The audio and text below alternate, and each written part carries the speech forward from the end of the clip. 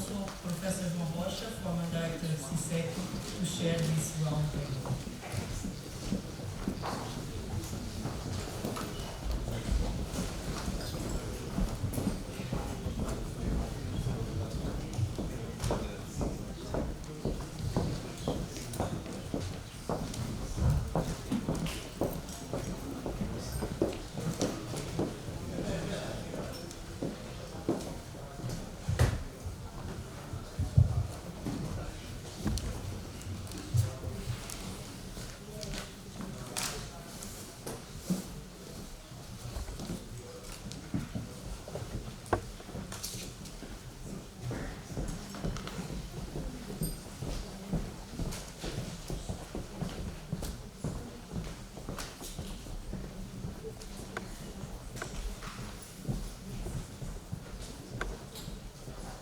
Since we can start.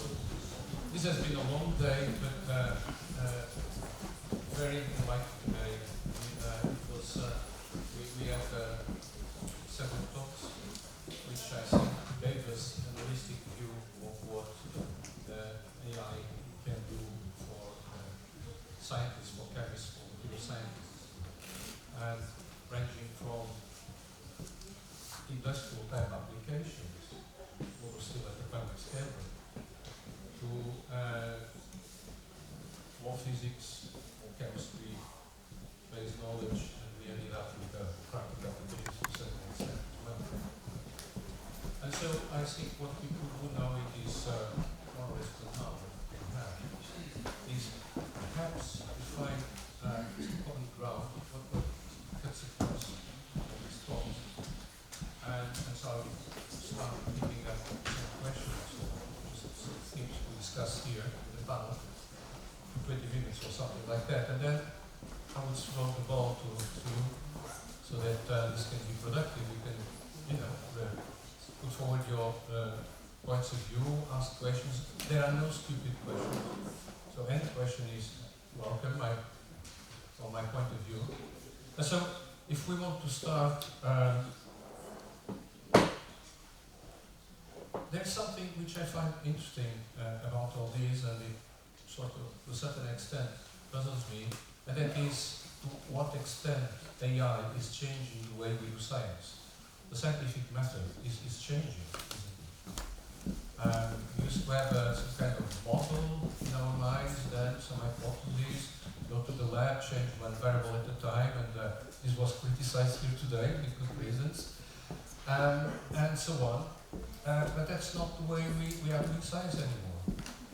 And to a certain extent, we could perhaps, or we could certainly, provided we had the data, we could establish a relationship between energy and mass squared times c squared without knowing about relativity, without knowing about the time changes and all these wonderful insights into the natural world.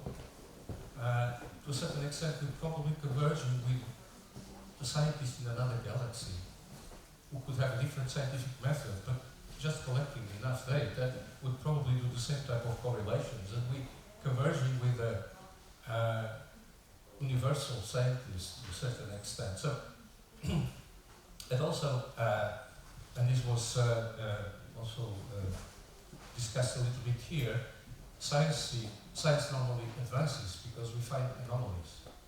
And AI is not exactly the best thing to find anomalies. Only you find these surfaces.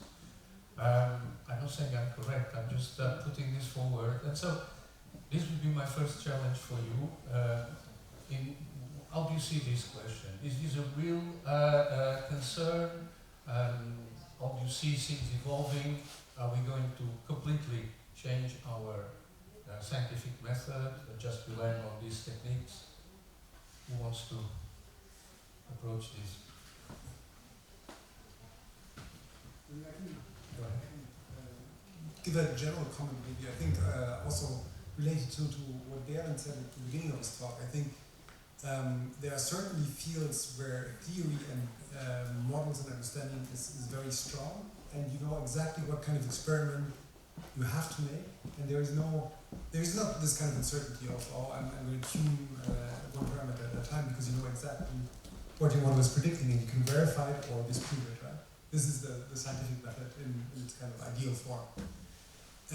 But in many cases, our theory is not, we don't have a strong enough theory to make these kinds of predictions that we can falsify with a single experiment or with a series of well-planned experiments. And I think in this case, we're already kind of, going in the fog. And I think this is the field, more material questions, engineering questions, where these methods really help us a lot. So I think whenever the question you're asking, that your hypothesis is clearly enough formulated that you can disprove it or prove it with an experiment, that's exactly what you should do. And you shouldn't use any machine learning, you don't need to. But what do you do if you don't have that model that you can falsify? Maybe I will also provide a perspective that I think there is no extreme in doing science, right? Of course, you can have the very simple physical laws like equals to mc squared, or you can also have a pure data-driven approach to generate a relationship.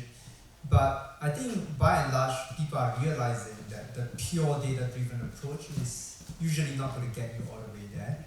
So even in the AI space, people are moving towards hybrid approaches where you have both a data-driven component, but also some form of neurosymbolic or logical functional forms that actually imposes physical constraints on your models. Like for example, why are machine learning intelligent architectures so successful is precisely not because of the machine learning model, but rather because of the descriptors that have been developed for that purpose.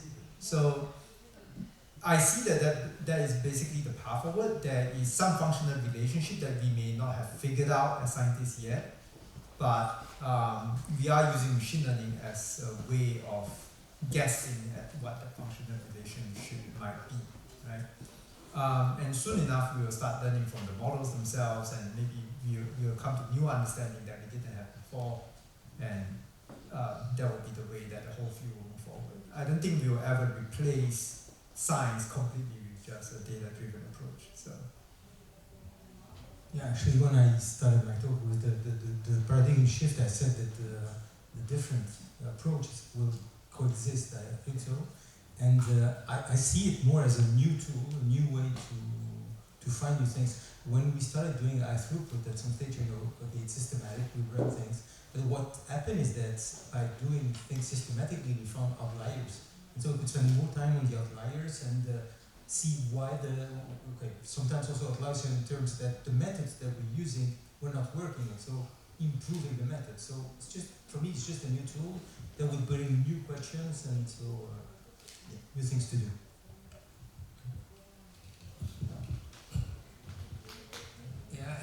A few remarks, and it is one thing which is actually important to realize, especially for people that want to move in the field of machine learning. There's nowhere written that after doing machine learning that you need to stop thinking. So if you find an interesting correlation, that can be the start of MC squared. And you also historically had people develop correlations, and the theory came actually much later. So that's one thing. But I do think there is one area where there will be a very big change, and it give you some, given my grey hairs from history. So I was sort of educated still in the area where there were page charges, and there was no SI tool, everything was really on paper. So we were educated in thinking very carefully about what is the important experiment, only the important one, highly selective, and not bother people with things that failed or were not completely successful.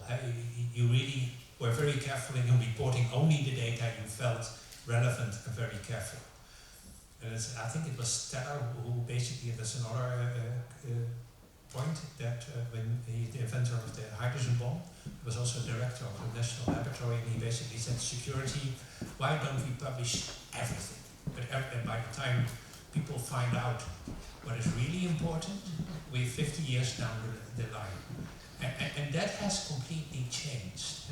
The idea that you need to decide on which data is relevant, no, publish everything, because with machine learning, with a lot of data, we can discover trends you may not think about at this moment, and correlations between different sets of experiments. So if there's one thing that has to change, and we're far from there, it is basically the way we look at data. Don't worry about, worry more about how can I make sure that in an easy way I can publish everything I do, rather than this. And then of course you publish everything you do, and then you still think about what is the most important, what I want to highlight, but the raw data, just publish everything, but in a machine actionable, readable form. And that will take a while for that transformation, because that's a burden, and most of the funding agencies think that a data management plan can be done for free. So going back to the original question, is this changing the way we do science or irreversibly? I have my opinion, but it's completely irrelevant, because I like to know the answer, and I think we should aim at finding the answer the same way Turing tried to define artificial intelligence. Say, suppose you can discuss with a machine and you cannot tell if it's a human or not. So he was thinking about how to define artificial intelligence. So we should define whether science is changing. And I think we should put most emphasis on metrics, which are defined beforehand. So metric for discovery material, metric for having force fields which are better than the one that exists. So we set the target very clearly, so that when we reach them, we say this is unlocked.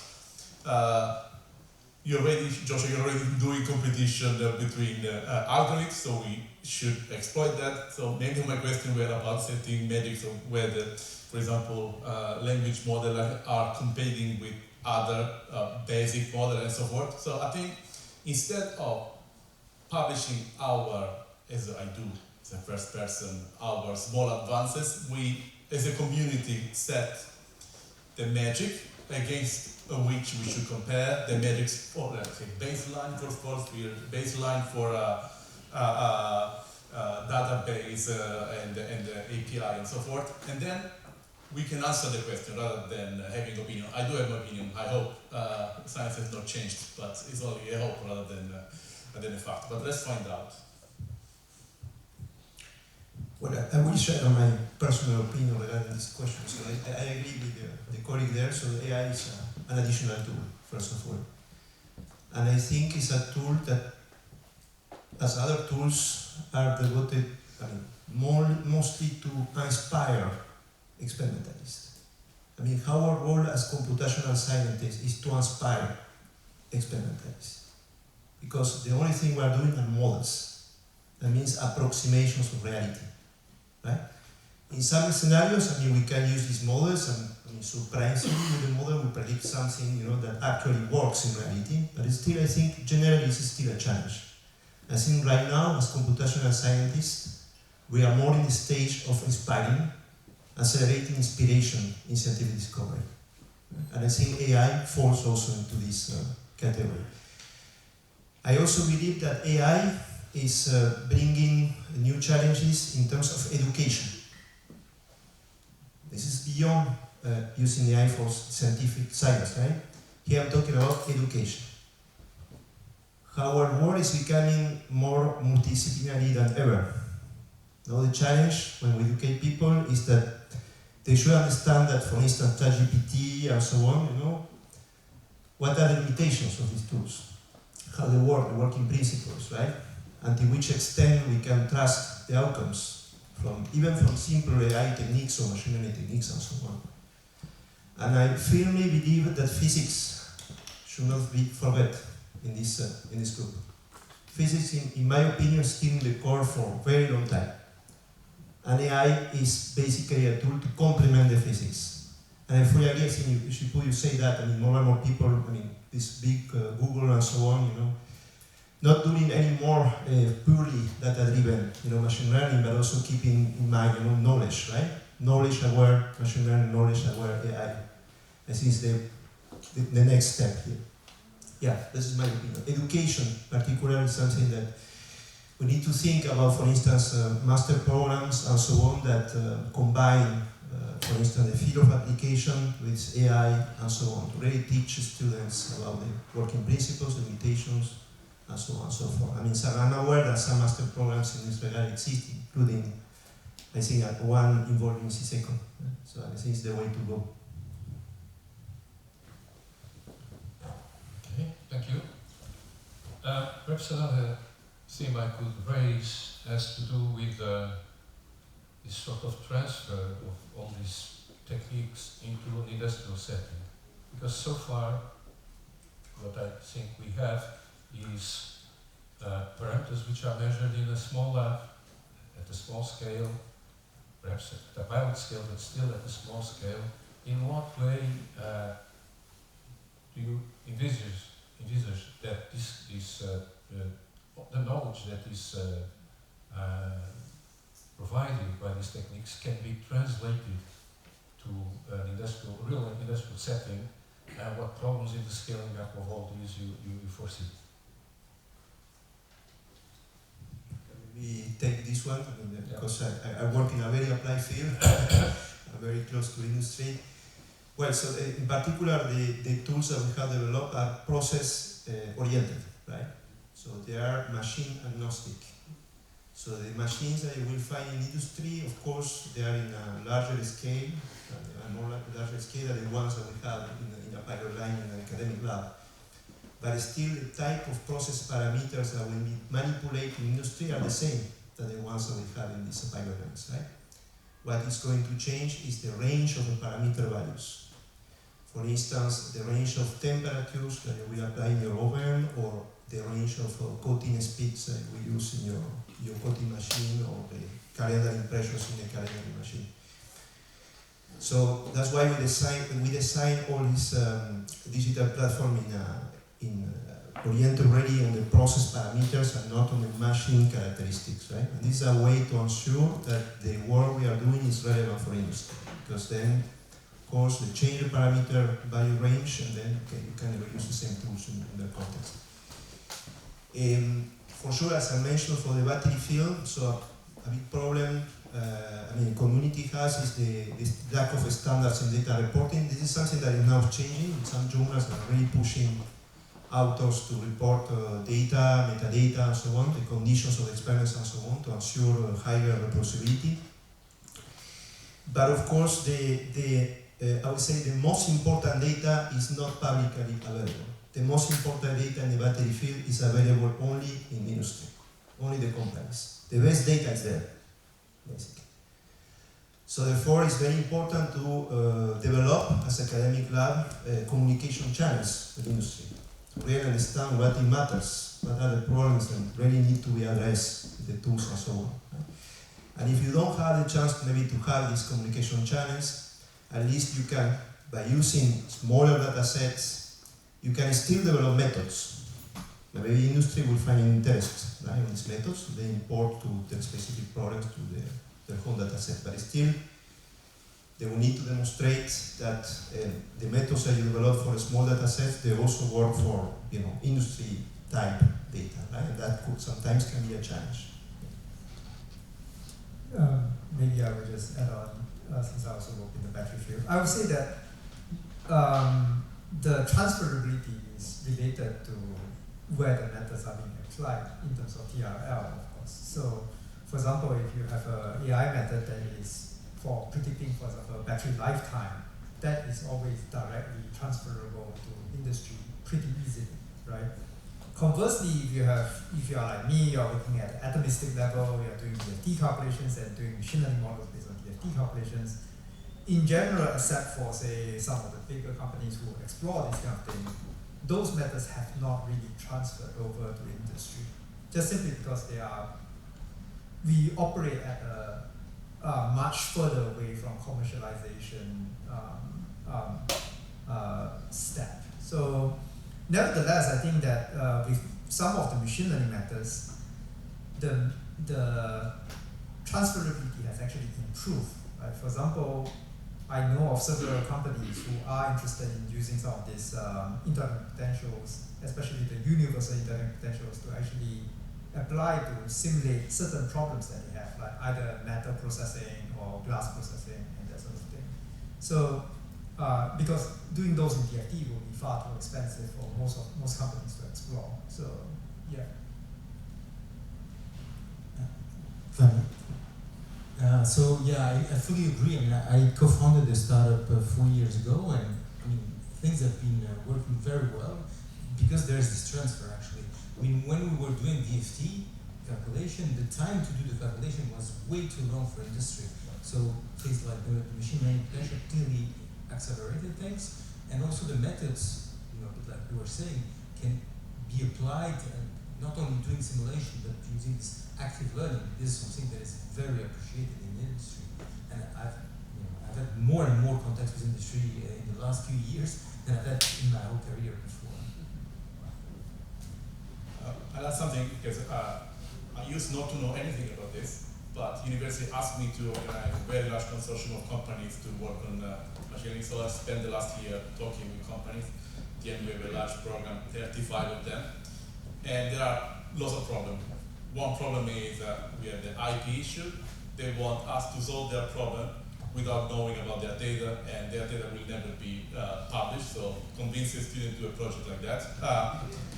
And then there is this, their boss, the boss of our colleagues, scientist colleagues, are telling them you should digitalize because we're gonna improve productivity. And they say, they come to us, yeah, you're a good place for digitalization, do something about it. And they ask questions assuming that machine learning is a magic tool that can answer any question. And so, question like, can you screen all the literature, make a database of maybe a few million data points, and then use machine learning to find a new material for the wings of the planes? That kind of question is part of a PhD, partly funded. This is the kind of offer that we get.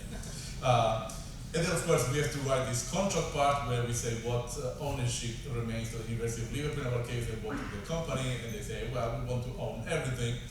And so, I would say there are problems in the connection with industry which should be solved as part of the education. So we should make sure that data science is part of the educational PhD, and also as a community, including at the European level, we set up the rules of who owns the data, and the lawyer will solve a very complex problem of if we discover something using a publicly available data set, who owns that discovery? Because it's not that I invented fancy algorithm exploiting the work of thousands of scientists, and now I make a patent based on the work of those scientists. That's a little bit, I did it myself, by the way. I published paper where only 2 authors, me and the student, but the majority of the work was done by the people collecting the data. No patent, but that's something that needs to be addressed. It's a legal issue, and so I think that industry and us should work on the interaction. It's complicated, and I discovered all of this in the past 12 months. I guess perhaps to jump in and build upon some of the things that we've heard, I think there are many different models for how this type of interaction can occur. It can look like pre-competitive cooperation and collaborative efforts where perhaps consortia of industrial concerns and academia can say, these are the data sets that we're willing to make public and make a shared resource so that we can develop shared solutions that we can all then fine-tune and modify in an appropriate way. I guess I'm really inspired by things like computer vision, which are now widely used in manufacturing and assembly, but that we're really kind of stimulated by nonprofit funding organizations, creating data sets that a community can work on, by efforts in the academic realm and by even hobbyists to develop models that are very efficient and then can be run on low performance hardware. And now are kind of at a state where it's very easy for lots of people to fine-tune them for their own purpose, whatever that purpose may be. It may be academic microscopy, or material science, or it might be something in an industrial setting. So, perhaps that's one model for this. And then, of course, I think the other thing that we have the ability to do as academics is just to train students in all of these capabilities so they can go out and be voices within the companies that they join for how to perform this work.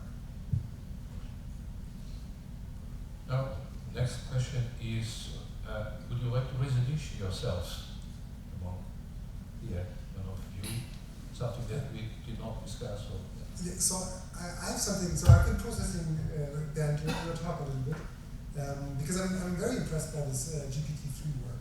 But something that I'm thinking about a little bit in this context is that OpenAI is open only in name, right? So I think this is quite clear. And I wonder how sustainable it is to build upon their technology in the long run. Because I think it is, I mean, it's there's free access now, and there's affordable ways of becoming, getting API access and doing these fine-tuning models. But basically, at any point, they can just completely change that. And so that is something I worry about a little bit. Yeah. Like how should we, as academics, build solutions that rely on this or not in the long run? Just a quick reaction on that. We now use the J version, that's an open access, so that helps. It's smaller, so it's not as good. And there are efforts underway to also train language models on the chemical literature and those kind of things. But eventually, there should be a European initiative to create a public version of these kind of things. I mean, there are open sources. They just released Llama 3, which is And I guess in addition, I mean, in the United States, several of the national laboratories have, as funded efforts by Department of Energy, developing foundation models specifically for the physical sciences. So, I mean, to kind of build on your point, but also to riff on your point, how should we approach this as academics? We don't know what the training data is, even for things like Llama 3, right? It's unclear what is the training data, and this presents problems for scholarly reproducibility and scholarly claims. This is an open question. Yeah, and that was also for us a concern. So in our test set, we absolutely make sure to have some data that only got published after the training of the hedges to show the point. But you just don't know, and it's an uncertainty you have to live with at the moment. But yeah, but having a really some non-commercial European level, US level, or joint preferentially, because it's relatively expensive to train those models and scales very poorly. So also, can you have specific very large models for domains? Can you combine them? All these kind of things. Very exciting. Ideas. Yeah. Maybe I would play devil's advocate. How is this different from the way we are using commercial tools, right? I pay for VAS and I use VAS to run DFT, but obviously they are not open source. So how is that different from? No, there's a problem. That basically, if you send data to OpenAI, what does happen with the data? Yeah. Are they using it to further train the model, or do they? But again, I mean, the new ones are small, and you can even run them on your own computer. Yeah, that's what we use, but there are issues there. That companies really don't want to send their data to. If you have sent the data there, do you have patent issues and those kind of things? Do you make it public? What do they do with it? So there are many issues there. So. And I think just having the foundation model is not quite enough to have this level of convenience that you showed, right? So the level of convenience of, I'm going to just send pairs of questions and answers, and they provide me the fine-tuned model. I can have Llama 3, but the fine-tuning is not trivial to do, especially like in an industrial setting or something like that. So we do it on our own cluster with the J version. yeah, but you are experts also. So it's not that different. No. But probably should not say that. So any issue you'd like to raise, or just? No, I want to learn more from Josh about the psychology. That was fascinating. It was fascinating to be the subject of the research, right? And not only. I won't comment on that point, but So can you elaborate a bit, because it's really fascinating that you. Very first question: how did this happen? yeah, this was the design of the program manager.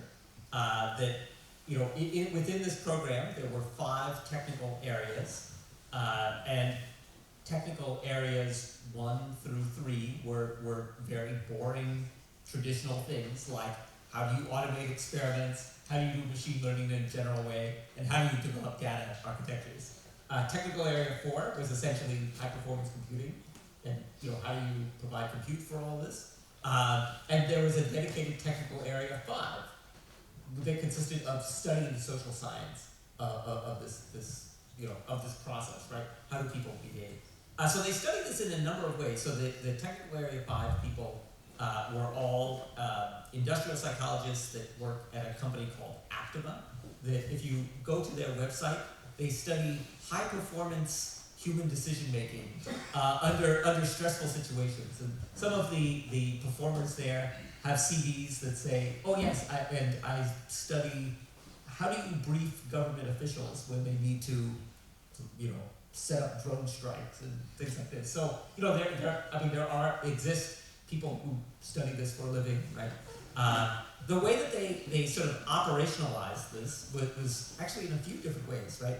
One was that we had in-person quarterly meetings for all of the performers in the program. They were about 5 business days, so 1 week.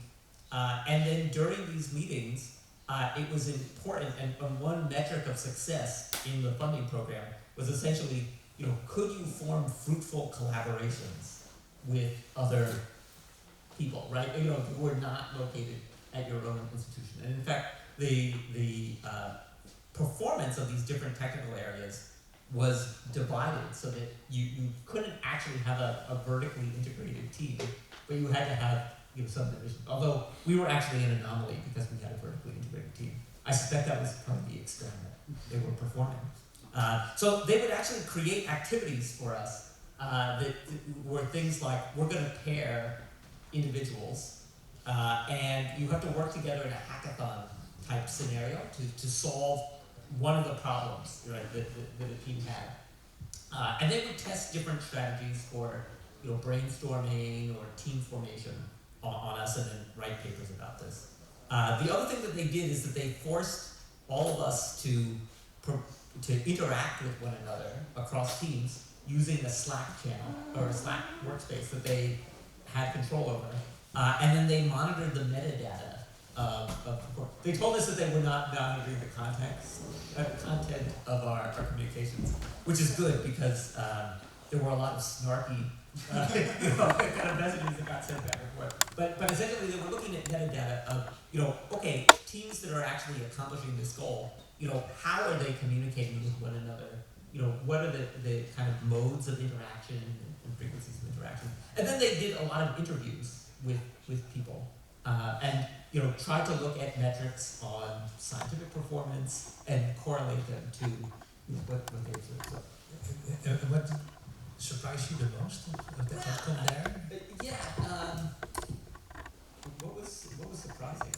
I suppose, it's maybe not surprising in retrospect, but actually I think really important is this idea of not, kind of not expecting that you could just toss your data science program over the wall and expect a random computer scientist or a random software engineer to be able to solve it. The strongest teams and the teams that worked most effectively, had people doing the data science aspects that often had, sort of undergraduate or even graduate level degrees in the domain science, right? And so they had They kind of need more to have effective this, mental this models. common interest. Yeah. That was also my experience with this Prisma project. Yeah. It took an awful long time before we could speak that common language. Right, And right. the very people that do the technical economic analysis is very different from DFT. Yeah. And they need to collaborate. So Right. how do you achieve So- that? So I was Yeah, that's right. So, Yeah. so I think some of the things for achieving that, you know, if you can just situate people in shared physical spaces, that worked really well, right? And so there were kind of a few examples of that, right? We have a software engineer.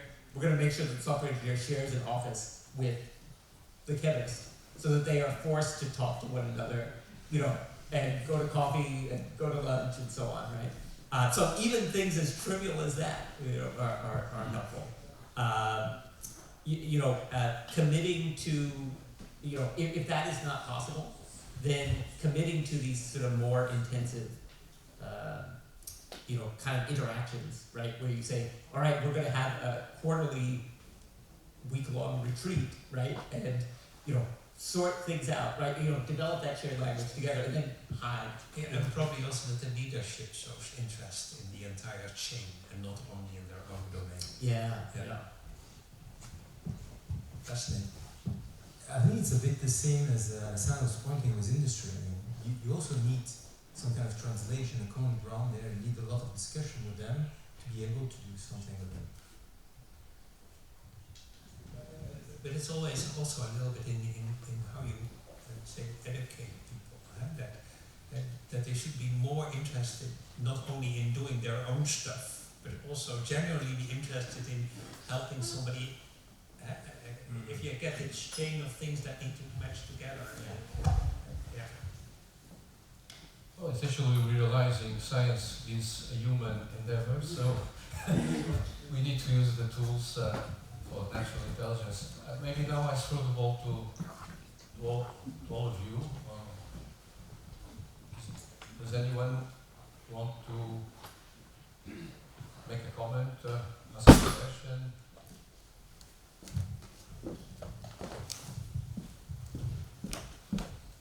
I will pick on something that Joshua said before, because I think one of the major problems that AI may face is that people may have, in particular people from companies, have, society in general has a realistic expectations about AI. I mean, everybody is afraid that AI will destroy the world, and I can see from the things that we have been presenting here today, anything that would frighten us that much. And Alessandro was saying, then people come from companies with realistic expectations about AI. And I think the problem is something that you mentioned, Joshua, that is we need to train people. We need to train people about this, not just about the language, but to have the basic knowledge, so that when they come to us asking for projects, for collaborations, we have not only the common language, but also the common expectations that are realistic expectations, and not just wild things that they think that can be done. So the question is about education. We really, I think, need to start training the next generation of scientists, next generation of engineers that will be discussing with us in the next 5 years. At which level should we start? What should we be teaching them? How should we be implementing this knowledge on the heads of the scientific people or the engineering people? I'd like to hear your suggestions about that. So actually, if I may just kind of jump in on that, we were in fact having this discussion on the bus this morning, coming over.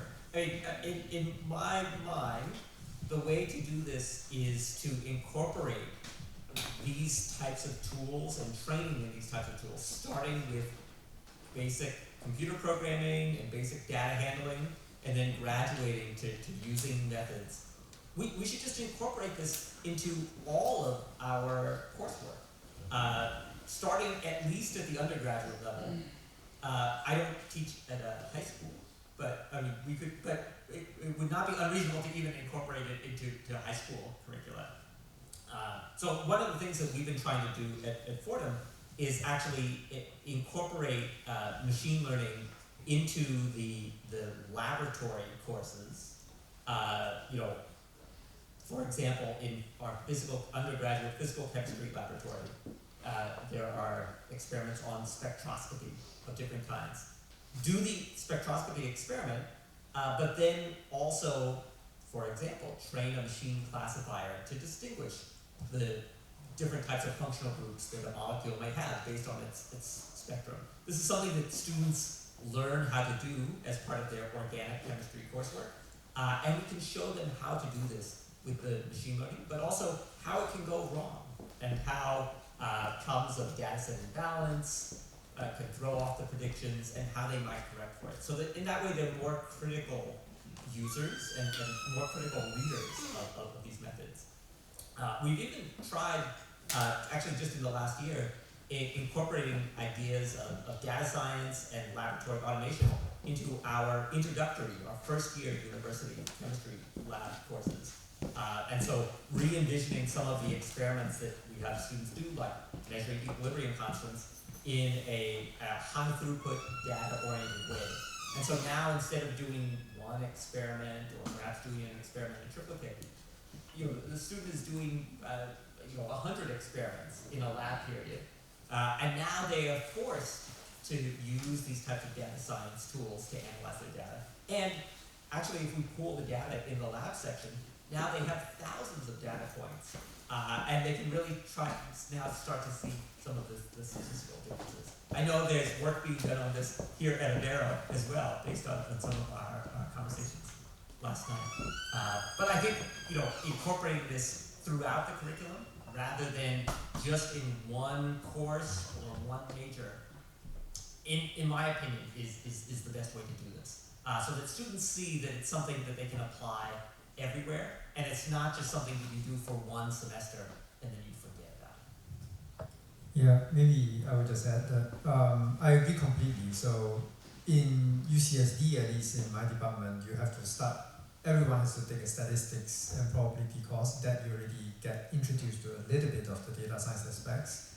And just like 5 years ago, I also started a new course on data science and material science, where we actually teach the data science techniques and using material science examples.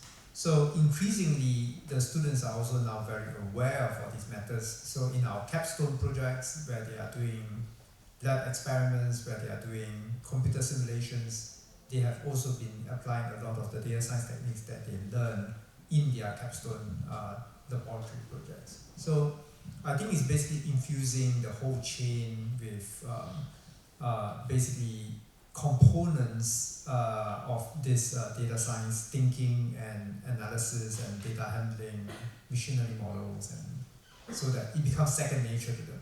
And increasingly, I would say you will be forced by necessity to do it in any way, right? Once your high throughput computations and high throughput experiments data get so big, there's just no way that you can deal with them using traditional methods anymore. So. I think there's also what you typically see now. This is really becoming a hype. So what you will see, and everybody will promise to sky the moon and everything. So you will see a gigantic overshoot, then it will come down, and then eventually it will sort of stabilize at a normal level. But you can already see, like with any of these kind of things, it will have an enormous impact. It basically means that it will generate an enormous amount of opportunities. But on the downside, it will also make some jobs not needed anymore. And of course, if it's your job, that's really of a big concern. And but these kind of things are sort of unavoidable. But people resist change and these kind of things. So managing that transition can be really important. So it's often better to embrace these kind of things and see what you can do, so you can adapt to it, and wait till it comes over you. So and there it's really difficult to predict how much will we overshoot and where will it be there. But what you can already see of the successes, it's not going away. So Maybe a very quick comment on this. So I totally agree that we are in this hype cycle. For me, this is actually an opportunity because since I'm teaching at university for chemistry programs, I've had the hardest time convincing the experimental colleagues that programming is an important skill. And now it's much easier to convince both people and students, right? So I think this, even if we have this slump and people just end up, thinking about algorithms and computers and learning to program, that's a big gain, even if none of the ML stuff sticks, which I don't think. I can actually share how we are doing in Amiens. So as you know, we have Erasmus Plus programs on MESC, and now we are transitioning to iMESC, where we introduce a lot of digitalization, battery engineering, and of course AI is there. So the idea is infusing the existing teaching units with AI and machine learning to actually make the students understanding how these tools, these additional tools can complement pre-existing tools, right, and advancing maybe faster in analysis of data sets and so on and so forth. But I would say that the most important, there are two things I think are very important. First of all, we need to strengthen human creativity. Before going into machine learning and so on, generative methods and so on. This is the very most important thing. How we can reinforce human students' creativity. How we can actually reinforce the problem-solving capabilities of the students, right? Of the next generation of scientists. And still, again, so I repeat what I was saying before, physics or chemistry or physical chemistry is in the core, right? Before going into a very complicated regressor or something with machine learning, the student should ask himself, can I solve that, maybe this problem analytically, right? I think we are losing, when I was a student, I'm 46 years old. I'm just remembering, when I was 18, 19, I was in university studying how to make integrations by hand, ordinary differential equations, no linear equations, and so on. I think we are losing these capabilities because now we have a lot of symbolic programs, Mathematica, Maple, and even more, with machine learning, symbolic machine learning and so on. You can solve these problems and so on. And this brings me to the second point. When we infuse with machine learning tools existing curriculum and so on, we should explain very clearly the basic principles, how these machine learning tools operate, how they work. Students should not use these tools as black boxes. They should understand what are the basic principles behind, and therefore what are the limitations behind. Right? It's the same thing when you are learning about a physical theory. Learning about physical theory or a model, you should understand what are the hypotheses, the assumptions you are doing, first of all. This will actually, I think, strengthen self-criticism in the students, which is, in my opinion, one of the core properties of a scientist that needs to be strengthened. So my point here is that we need to be very careful also with AI, right, in that regard. Of course, there is no danger for the world and so on, in my opinion, with the AI we have nowadays. But we might have a danger in terms of education. So if we sell AI as a magic box, doing everything and solving everything, and we don't understand the working principles, we might have a problem, actually, in the future, the next generation of scientists, that will maybe too much strongly rely to these tools, right? We have self-criticism, what is coming out from this. And this is something that we already experienced with traditional computational modeling, numerical modeling, and so on. Yeah? This is a problem that we already faced before. Right? Yeah. Yeah, coming to what Josh was saying about high school, it's already there. They're using ChatGPT like crazy. So, we need to educate them to use them in the right way, because otherwise they need to understand what they're doing, what are the limits of what they're. So, I think it's going to start there anyway, and then we have to go where we want. maybe I just report, so it's an experiment we are doing, so you don't do it until you ask us if you work or not. We are recruiting a cohort of students which are half from computer science and half from chemistry, put them together so that their graduate course will be done jointly. Hopefully they will develop the common language, or they will fight and they divide themselves into different lunch areas. So the experiment is, if possible, to start at the graduate school level to develop this joint language so you don't have this separation. The next cohort will start in October, so before doing the experiment you can ask me next year.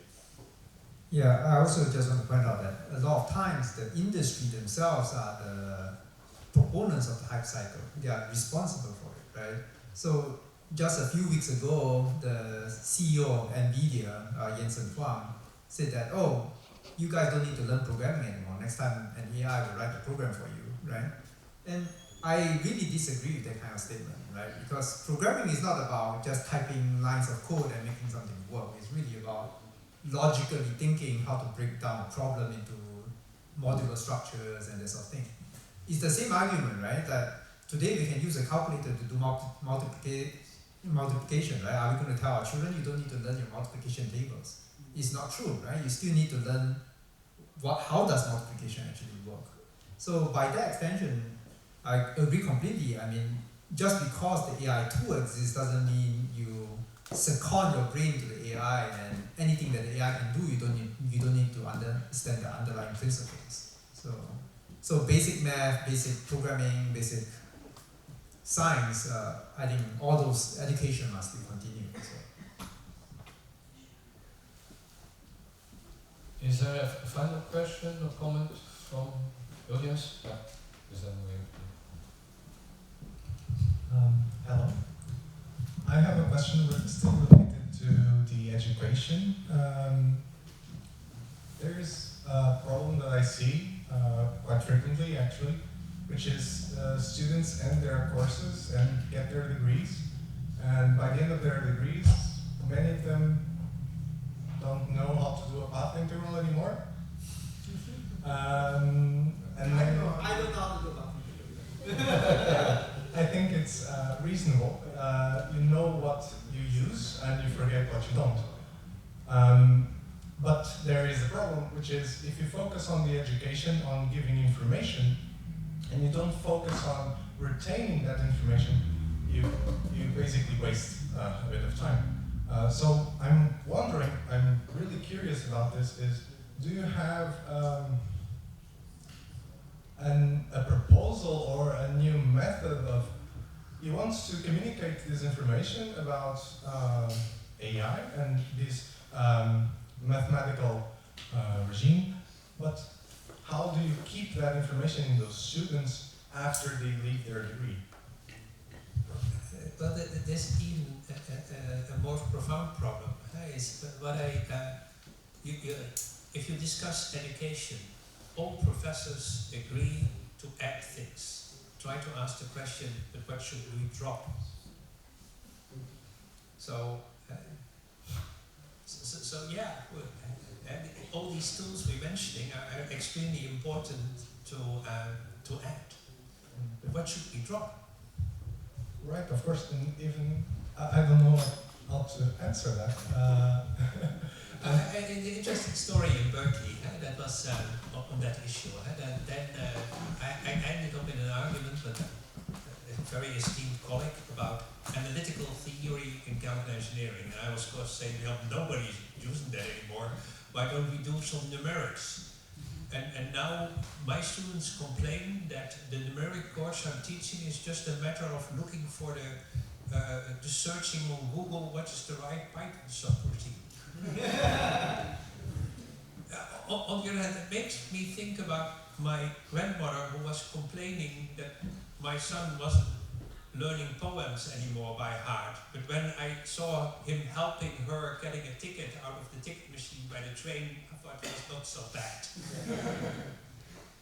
But probably these are remarks that I don't know whether it gives any answer to your question.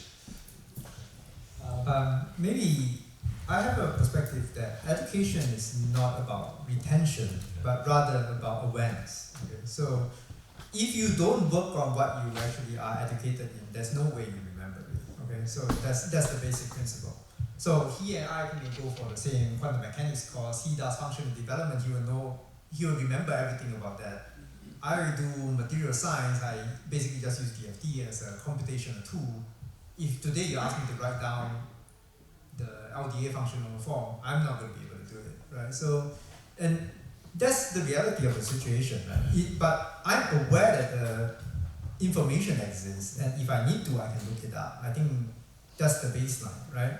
It's the same with AI tools. I'm not expecting you to remember specifically how a neural network works, but at the same time, if you need to, you know that this tool exists, maybe if you really find a data science problem that you want to explore using neural networks, you actually go look it up and try it out, right? So that's how everything works, right? So it's the same with like your differentiation equations, right? You maybe have learned like 10, 20 different differentials in your high school. Maybe right now you still remember 3 of them. The rest you have to look it up, right? So I would like to just clarify that this question came because we were talking about extending the teaching of this field throughout the course, even to high school and throughout the degree. And I was just thinking, how could this be beneficial to those that it will obviously raise awareness? You're absolutely correct. I'm gonna be honest, I didn't even think about that. I was thinking, how can this be beneficial to extend throughout the course this teaching, because most students will not absorb it. But thank you for your answer. Yeah, I was gonna say it's a similar thing as shopping. So I mean, what we teach is not, you know, the matter itself is a way of learning. None of us was taught machine learning at university, and still we're here. So we've learned the way. It doesn't mean we know how to do it.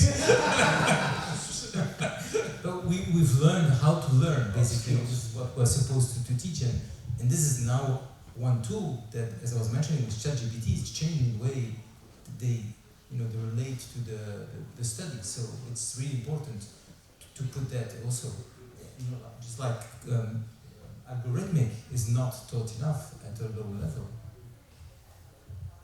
Another way of looking at it. So I think the most important thing of an academic education is taking students out of their comfort zone. What students hate the most is being taken out of a comfort zone. but that's beside. You can do that with analytical theory, you can do that with numerics, and you can do that with looking up subroutines from Python. Challenging problems and how to learn to solve them, that's what we need to teach. And it's really the most important thing about taking people out of a comfort zone is to give them the confidence and the skill that they can solve problems we don't know yet.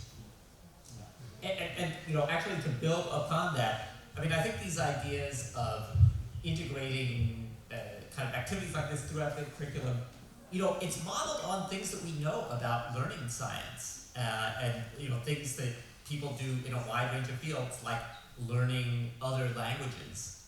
The most effective way is to have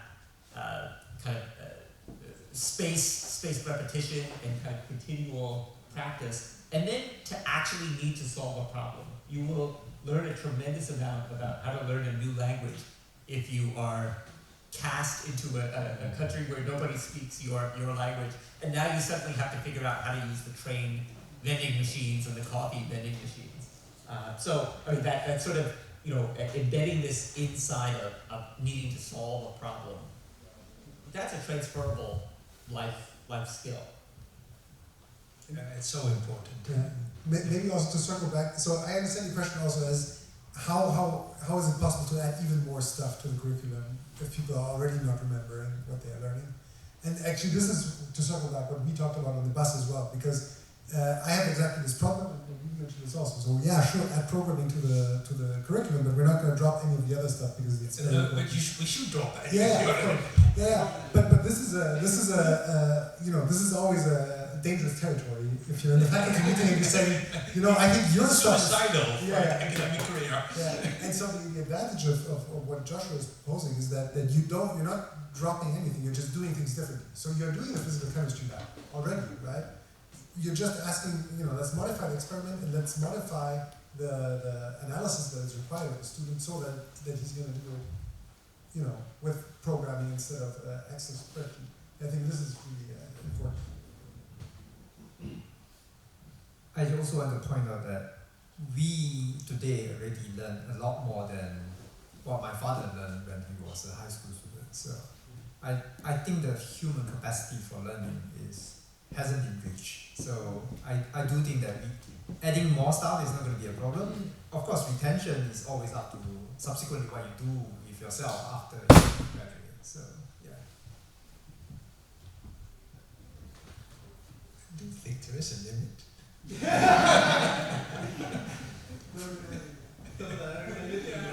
think there is a limit. Well, if you combine artificial intelligence with natural intelligence, maybe there is no limit. I think we probably have to stop now because it's time. Again, I repeat, it has been a very interesting day.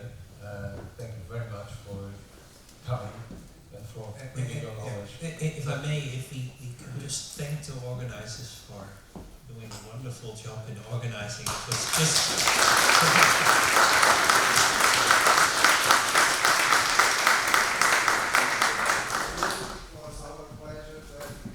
thanks for your generosity, for giving your time for us.